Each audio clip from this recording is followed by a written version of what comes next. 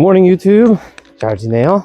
All right, we're outside today. It's super cold, but we are finally getting ready for the rest of our stamp tour. Hope you guys are excited because I am. I'm super ready. We are going to be going for 7 places today, and you know how we're going to get to those places? This baby is going to get us there. Yeah, we finally got a car. Getting a rental car, pretty easy. But yeah, without this car, I don't think I'd be able to do all these 7 places today because one of them is super far away. So I hope you guys are super excited for the last day of the stamp tour. We're going to finish up the map and then nothing because I don't think I'll have time to go turn in the map. So maybe next time we'll turn in the map and see what prize we get. All right, let's go. I'm cold. Alrighty, YouTube, we are at our first destination today. We are at Gamunsaji temple site. We got it on the stamp tour up. This is the hardest one. This is the hardest one to get to. And so I'm very glad that we can come over here. It doesn't look very big though. So probably not worth taking a bus or a taxi of any sort. Probably much better for you guys to rent a car and then do other things throughout the day because it doesn't look very big. But let's go ahead and check it out. Seems very cool. I like the history of it and we'll delve into it. All right, here we go. We are at the temple site, Gamunsaji. The reason why it's called Ji because Gamunsa is the actual temple. Ji means before, like it was. As you guys can clearly see, there is no temple. It doesn't exist anymore. It was a temple, so now it's just the temple site. But it does still have these stone pagodas. These were apparently the first ones to be ever built in Shilla. These are the first stone pagodas. It's very cool. I like this little tree hanging out.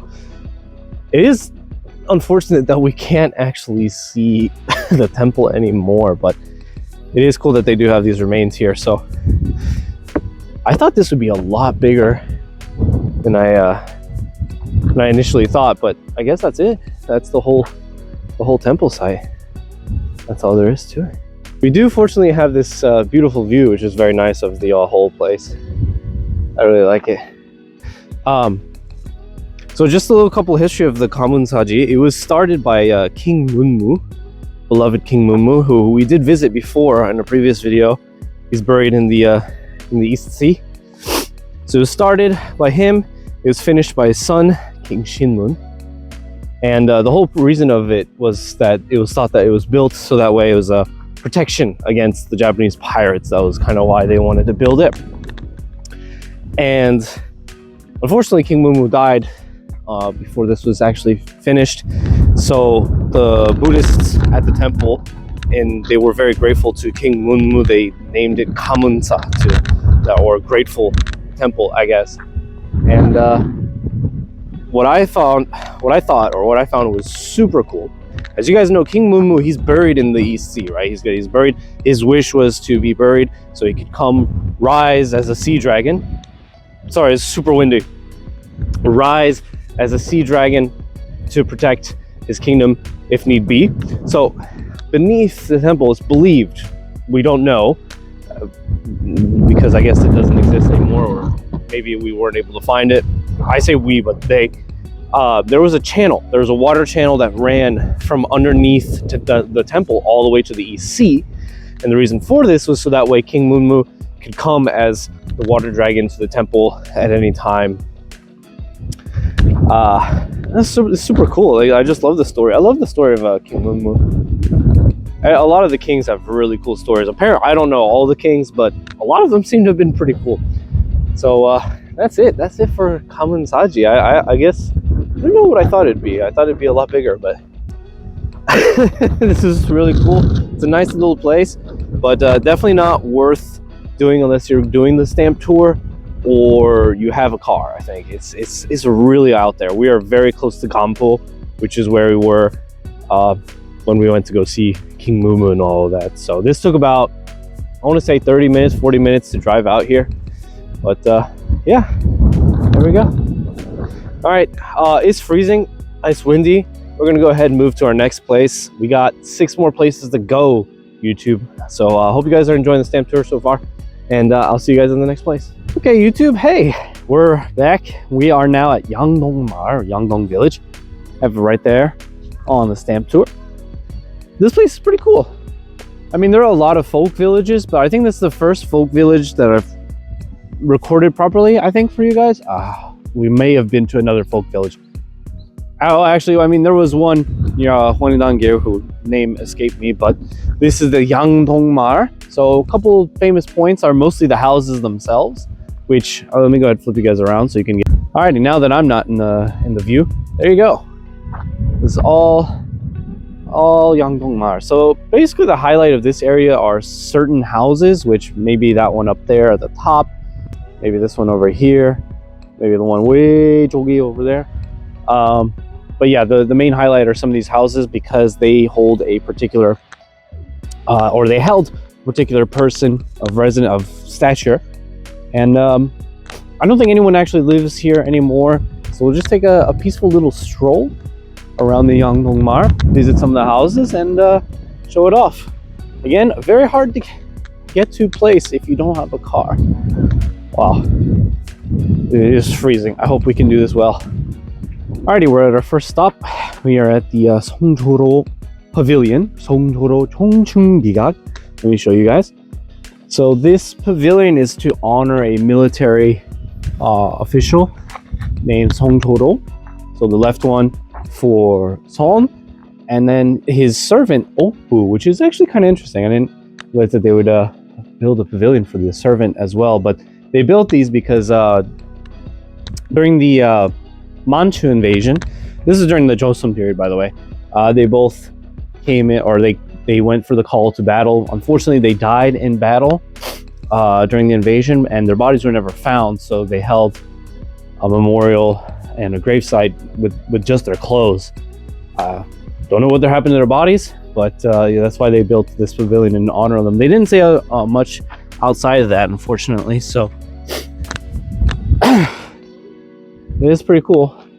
But that's all there is to it for the pavilion. Just thank you, Mr. Son Jong-ro and Okbu. Alright, we find ourselves at the Shimsujong Pavilion, which was built by Yeongwar. He was a very famous scholar at the time, and he was very famous for having been super devoted to his mother throughout his entire life, even refusing official courtmanship, or court position, I should say. And this was the biggest library until the Son clan came in and built their library.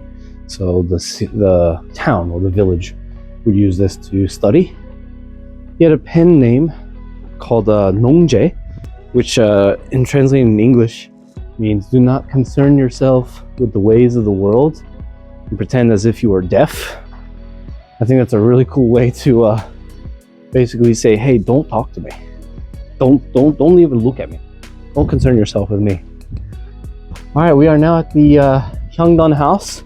Hyungdon House was gifted by King Jungjong to Lee Jeonjuk, who was the elder brother. If you guys remember the pavilion over there of Lee Jeonghwa. It was gifted to him by the king during the Joseon dynasty. He was a very prominent Confucian scholar who became the governor of the area, and the king gifted to him so he could help take care of his sick mother at home, and eventually Lee Jeonghwa also lived here with them. Also, Lee Jeonjuk was the mayor of then, I think it's called Hansongbu, which was Seoul back in the day. He was one of the first, or not the first, but one of the first mayors of Seoul. So that's pretty cool. So he'd live here, take care of his mom, and I guess also often go to Seoul to do his mayor duties. But both brothers, they shared a lot of care and love for their mom. It's incredible. I've met several people, well, not alive, but historically, who have been exemplary examples of treating your mother or your family with care. So there's nothing stopping you, YouTube, to do the same. we can all do the same. We can all learn to help take care of those who took care of us. So very cool. All right, we have one last house to stop at, and it's very close by, so see you in a little bit. All right, we are at Gyeongju. So I did walk around here earlier, but to my shock and surprise, despite this being a very old house and despite when it was built, this was built in like 1514, a very, very long time ago. The house itself has the name because the view that they had is fantastic. Actually, the walls that you guys see there weren't built till like 1981. This was the house of Son, one of the guy that we talked about earlier, the court official who was pure and untarnished. The reason I'm doing this recording right now is actually because I'm not entirely sure I can actually record in there because people still live there. I guess the generational family still live there. So I did walk around, did record, but I don't know, something felt a little uncomfortable recording them, especially since they still live there. It's their house. You're allowed to go in there and visit, but I think that part might be cut just because, again, I don't want to intrude on the people who live there. So the house was the what was it?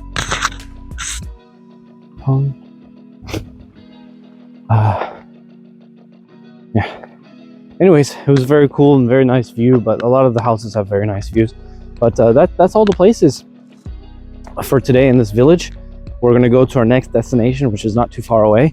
But this village is very nice. There's more than just the 4 houses or 4 places that the map tells you to go visit, because they're all historical treasure places. But there are so many houses to check out, and I wish we had more time to go visit all the houses and all the places, but fortunately we don't. And it's a very strange village because it's very, very, very old, very, very full of history, rich history. And then at the same time, you can see like these KT Wi-Fi boxes, people with very nice cars. There's a restaurant we passed by earlier, which actually looked pretty good. Like there's a lot of modern tech involved, and it's very surreal. It's very, very cool. So that was very nice to kind of see. I'm very glad I came here. Maybe we'll come back another day and kind of just see it in its entirety. But for now, let's go to our next destination. Alrighty, YouTube, we're at our next place, Oksan Sewang. Here you go. This stamp got very inky. It was very when I pressed it, it still needs some time to dry, so be careful with that one. All the stamps I've done so far, the ink has just been kind of dry so far. So, all right. Anyways, we are at the Confucian Academy right now. It's not very big, but let me just show you guys. There you go. I'm not sure how much we can enter, but there you go. This was built for Lee Jonok. I think we actually talked about him in the Hangdongmar. Lee Jonok. He was a neo-Confucianist. This was built in around 1572 by the governor of Gyeongju at the time, Lee Jae-min, for his recognition. And I believe he is housed. There's a memorial tablet for Lee Jonok in this building somewhere. But these are all the different locations. Oh, these are actually all different pavilions as well. So we're at number 3 here, Oksan Sewang. So there's actually a bunch of more Confucius academies around. I don't think this academy is any use anymore, but let's go ahead and take a walk, see what we can see. And I think there is a little place we can go, and like a little library, and check out some books. Not that we can really read any of it. Maybe it might be nice to see them. We're just taking a walk to the official Oksan Sewang. But I can understand why they built the academy here. It's very beautiful, very peaceful. You know, if you're going to be studying Confucianism or studying at all, this would be the place to be, right? With the running water, the mountain, the beautiful mountain in the background. A little waterfall over here. The winter may be very cold, but it is one of my favorite seasons to visually striking. All right, we are officially going to school, YouTube, the Confucian Academy. Oh, like I said, I don't know if they actually do any studying here anymore. Oh my God, it's so low to the ground. Oh, not meant for tall people. Oh, wow, this is very cool. This is a stele or stele, S-T-E-L-E, of Gyeongju. I thought that's cool. He's got a little memorial here. God, it is really stunning, this whole area. Again, not really quite worth it to come out here if you're going by bus. God, I can't imagine if I had to come here by bus. It's not very big, but it is visually striking. So if you guys do have the time, come out here. It is very beautiful. All right, let's move on to our next destination, kind of closer to Gyeongju. We're gonna check out some tombs. Alrighty, we're at the tomb of King Wonsong, or Gyeongju Kim, which was his original name. It's very lonely out here, to be honest. There's nothing here. He died without an heir, unfortunately. It's a very beautiful area, but there's nothing here except his tomb. Now, unfortunately, I would love to stay around the area and walk around, but there really isn't too much to do around here. There's just his tomb, and again, it feels very sad. It feels very lonely. There's no one but him buried here. There's nothing here. It's part of the stamp tour, and we do recognize King Wonsong. But yeah, this really is one of those places that you gotta come here with a car for. In all honesty, there's nothing out here. So if you guys do make this a stop on your stamp tour, if you choose to come here, make sure to come here with the car, because otherwise you're gonna be taking a long bus ride for not a lot to see. So anyways, we're gonna head to the next site because we are on a time limit now. Most places are closing at 5 and we don't have a lot of time, so let's try to get to those places. Hey YouTube, we are at our next destination, Hosokjeong. I realized I just forgot to show you guys the map earlier of the stamp of King Wonsong. He's there, and then where is it? Hosok, right there. Yeah, there it is. Okay, so Hosokjeong is basically it was a separate royal palace, but obviously there's nothing here anymore. But let me flip you guys around. This is where they had the this is the Waterstone Canal. This is the only thing that remains. So very similar to Warji Pond. So the kings and nobles, they would come here, chill out, and the drinks would float down, and they didn't have to move. They could just party and drink and recite poems and all of that, and you know, have a grand old time. And that's Hosokjeong. This is the whole area. It's very pretty in the winter. I really like this winter vibe. I don't know how it would look in the summertime or the winter or springtime, but it's very pretty in the summer. And then you can see the starting point of where they would have the drinks. They'd have the drinks here floating on little like platforms, and they would fall down, and then the royals could just sit here and be lazy and fat and take a drink or whatever, play the drinking game with the dice. Very cool place. Alrighty, we are at our next destination, the tomb of General Kim Yushin. We visited this place before on our hike. If you remember, a while ago, I did a hike in Gyeongju, the first hike in Gyeongju. This was here. I wish I had this back then.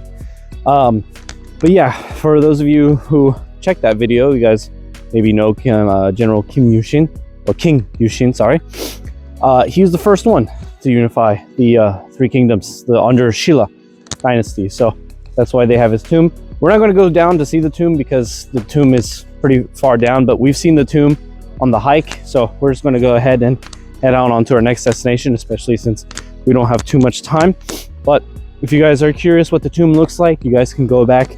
Maybe I'll put a link to my video where we went on that hike, and you can see it there, the tomb of King Yushin. So let's go to the next place.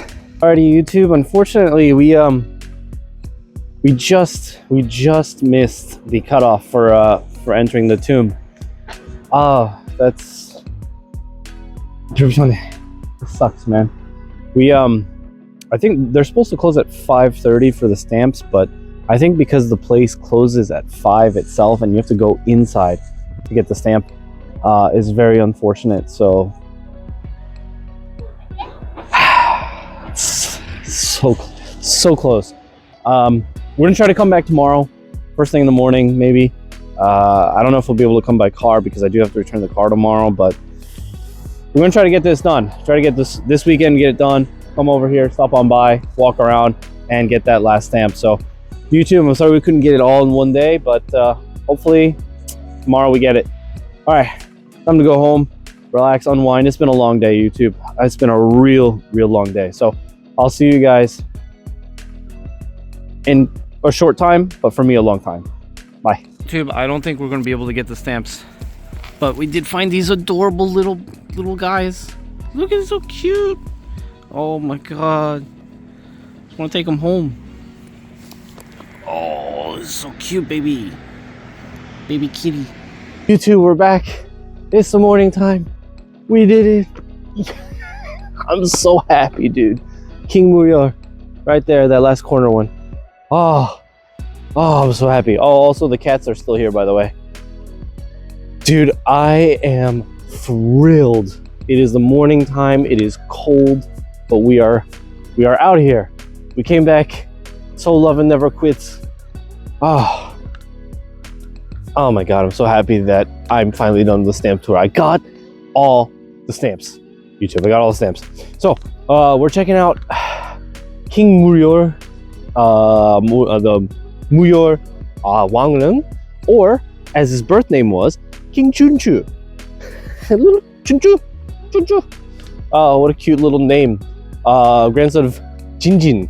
I think the name is very cute. I'm sorry. He was a very beloved king, but the name is very cute. So let me flip you guys around so you can see the tomb. Over here. This tomb is much more well respected than I'm so sorry, I forgot the king's name that we went to yesterday, where he was a single little mound alone, but this one has like a whole little park to it. So he was famous for giving a lot of reform in the court, but he wasn't actually king till he was 50 years old. He was an old man, essentially, when he became king. And I say that because, you know, people usually didn't live that long. The life expectancy wasn't very long back then. So for him to be king was pretty wild. He became king after Queen Jindok, and he had a lot of support from a previous king as well. So he managed to become king. Unfortunately, he died, I think it was a year right after Shilla was unified at 59. But this is pretty cool. And actually that might not be his tomb per se. There's another tomb back there, so let's walk over there and see that one. All right, YouTube, we're at this top point here. A little sign here. So that was the tomb of Muyor, King Muyor. So there's 4 mounds, according to the sign at least. There's 4 mounds behind, so we're technically on top of one, which is kind of cool. And then we have this one back here. These are also mounds of the previous, I guess, kings and queens of Shilla. So that's kind of cool that they buried them all in a row, I guess, maybe to signify, you know, who was before whom, I guess. So it's pretty cool, but the view up here is really nice. It's kind of cool that we're technically, like I said, we're technically on the mounds. Like, they have this pathway. I'm sure there's nothing important directly where we are, but you got a nice view. Let me flip you guys around. It's very cool. This whole area, actually, I don't know if you can kind of see in between the trees there, but there's just mounds everywhere, whether they were famous royal position, kings or queens, I'm not sure, but there's mounds all in this area alone. There's a lot. This is definitely one of the cooler tombs to go visit. This is free if you're a Gyeongju citizen, but it's not free if you are not. So it's about 2,000won 2001. So this one's a bit more, I guess, time invested to come. But this tomb is very close to the tomb of Yushin. Yushin is that direction.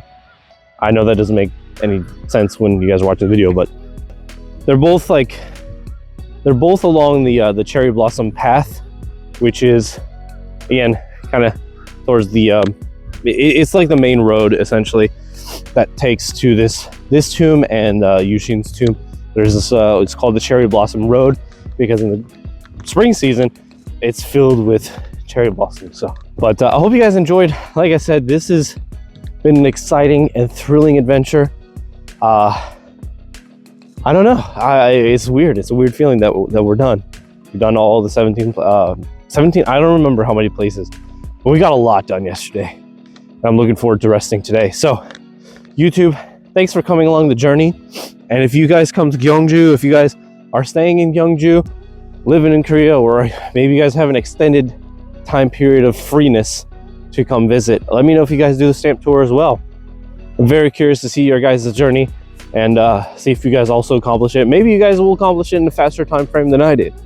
But yeah, definitely rent a car. That is the way to go. If you don't rent a car, you're gonna have a hard time. But a lot of these places can be done because they're very next to each other, like Cheomseongdae, Orji Pond, and a lot of those places. They're all very close to each other. I'm losing my voice. All right, I'm rambling on long enough. Thank you, YouTube. Thank you for watching. And Gyeongju stamp tour. Thank you again, Gyeongju. I had a lot of fun. This is super fun. I like to see all these cool places, and I like to see all these cool places, and hopefully we can maybe, I don't know, visit some more. I'm sure there's a lot of places that are not on the stamp tour that are worth visiting as well. So I'll be there to check it out for you guys. Okay, thank you for watching. Like and subscribe if you like the stamp tour. And thanks as always for watching, YouTube. Love you guys. Peace out.